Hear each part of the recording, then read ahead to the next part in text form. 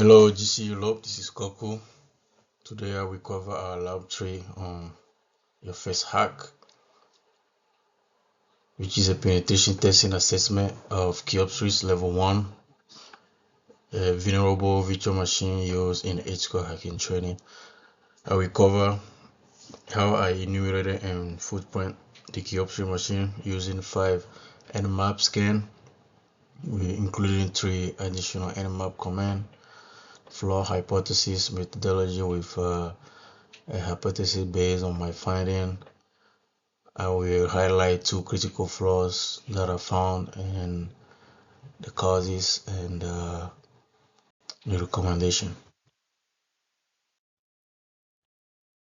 That consists of 2 VirtualBox machine, Linux and Kioptrix 1 on the same subnet and host only adapter. The attacker IP is Kali Linux 192.162.56.100 and the targets Kioptrix Level 1 192.168.56.101. Our PETES methodology, which provides a structured framework used by professional penetration testers, as highlighted here. Our first scan is a basic host spore enumeration with the most fundamental, that PN flag tell Nmap to skip the host discovery phase and treat the target as online. This is essential when the target may block ICMP ping requests, which would cause Nmap to incorrectly mark the host as down. These are the results. You got 6 open port.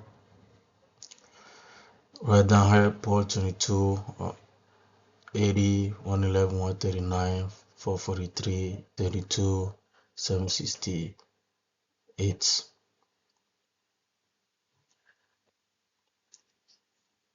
Our second scan, which is service version detection, we use the SV flag to probe each open port and identify the exact software version running on every service. And these are the results. This is the most critical scan in any assessment because version number allow us to search CVE databases for known exploits. Our third scan, we use the .o flag for operating system fingerprint. Excuse me.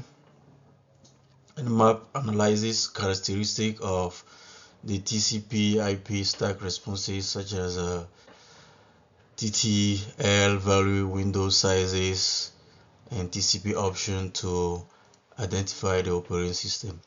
And these are our OS fingerprint, Linux OS family, kernel, version, the device type, CPE. This Linux 2.4 was released in 2001 and reached end of life around 2011, and this kernel has now received any security patches over 13 years. That means it's gonna be vulnerability that remain unpatched. Our fourth scan combine the SV and the O flag to run both service version detection and OS fingerprints printing in one scan. This is an efficient approach because it reduces the total number of separate scans required and consolidate the output into single result. And these are the results confirmed in scan 2 and 3 If you go back and on that slide and zoom it, all these port remain open with identical service version, OS detection 2.4 Linux, additional Roku HD 5000 CPE also appear.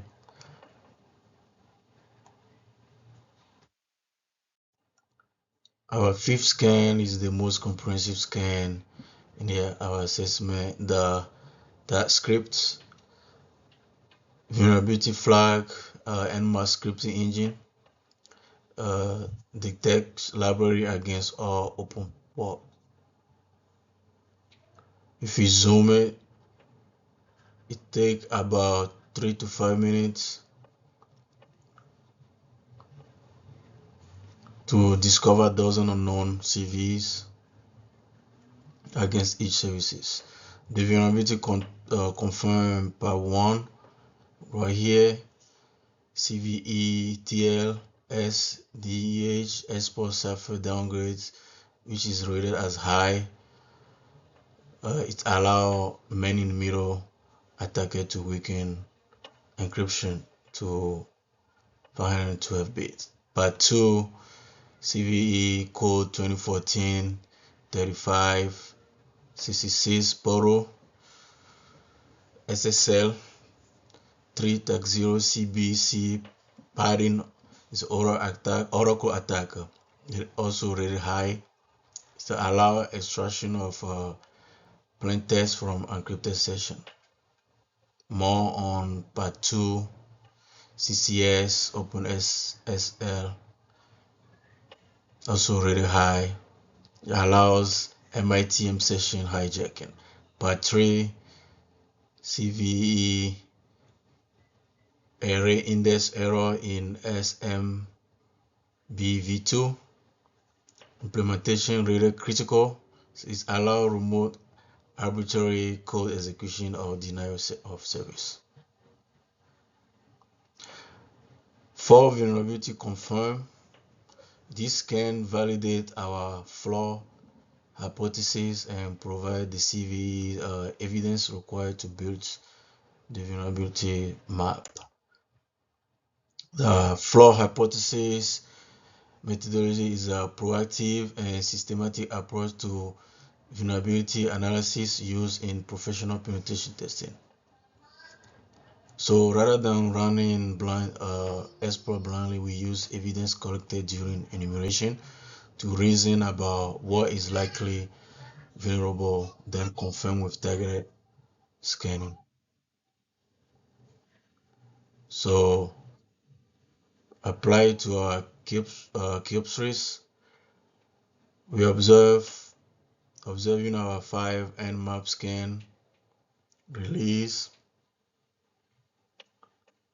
Apache 1 tag 3 tag 20, Mount SSL 2 tag A tag 4, Open SSL 0 tag 0.9-6 Bravo, and more.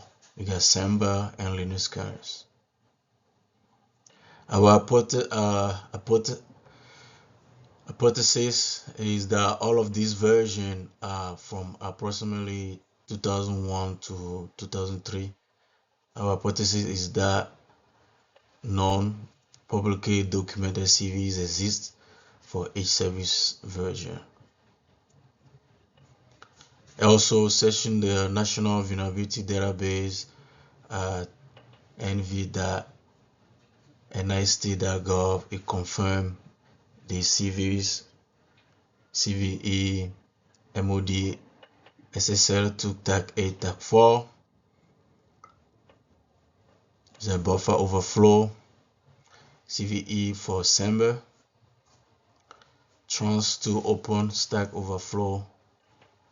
So we got to confirm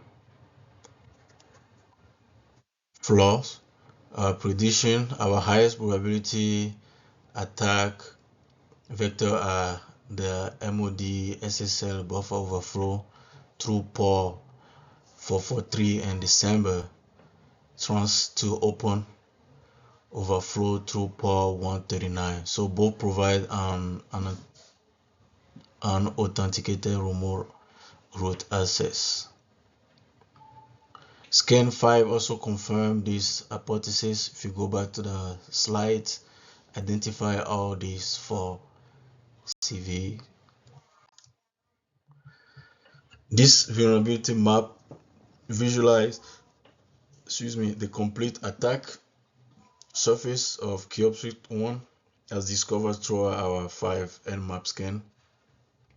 The target system at 192.168.56.101 is at the center, and each surrounding car represents a distinct attack vector.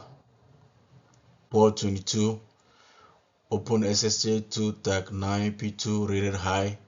This version has a known authentication, bypass, and information disclosure vulnerability. Port 80/443 Apache 1.3.20 with MOD SSL rated critical,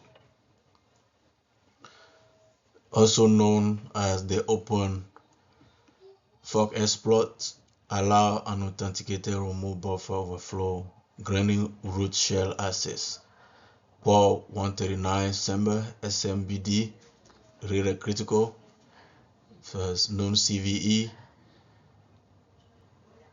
The trans to open exploit provide an authenticated remote route via stack buffer.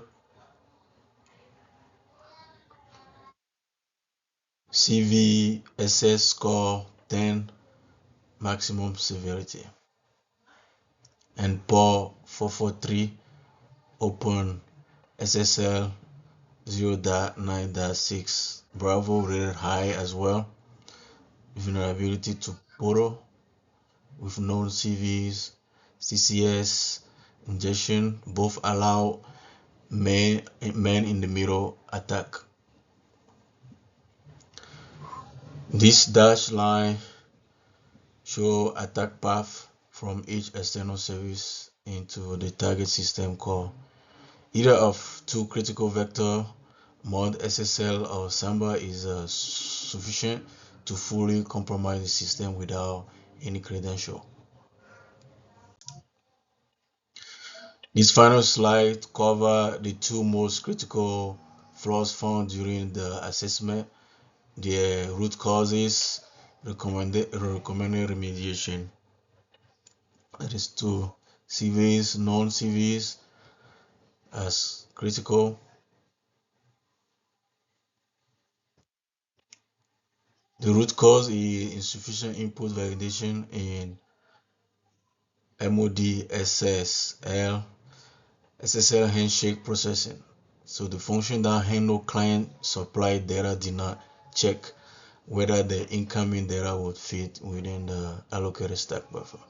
So by sending a specially crafted SSL client hello message, an attacker overflow the buffer, override the return address, and execute arbitrary shellcode as root. CVE 2003-0201, also critical Samba trans to open stack buffer overflow. The root cause is a missing bounce check-in Samba call trans to open function, so which handle SMB transaction request. When an oversized transaction is received, the data is copied into a fixed size stack buffer without length validation, overriding the return address. So this vulnerability received the maximum CVSS score of 10.0.